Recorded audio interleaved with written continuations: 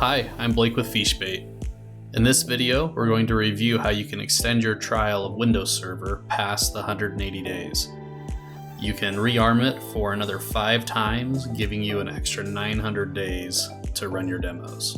Let's get started. When your Windows Server trial license is about to expire, when you log in, you will see a message like what's on my screen that says your Windows license will expire soon.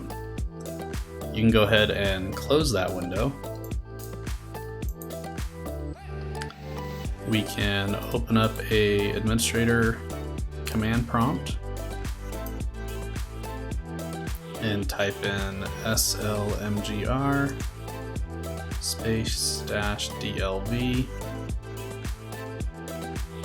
and that will give us a nice Windows pop-up giving us information about our trial that we have. You can see information about which edition of Laserfish server you're running, your product key, installation ID, and then down at the bottom here we can see how long we have until our trial activation expires. So I have 14 days before it expires, and I can rearm it an additional 6 times.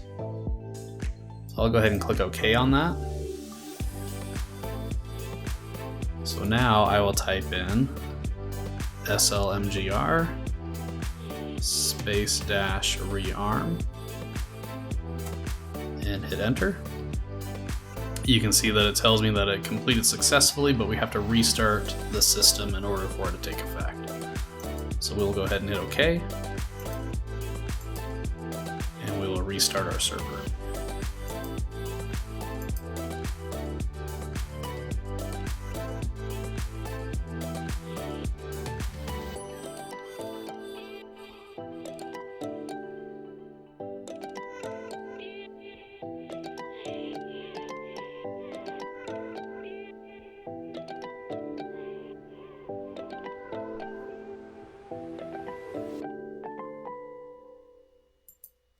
Once the server comes back up, we will log back in.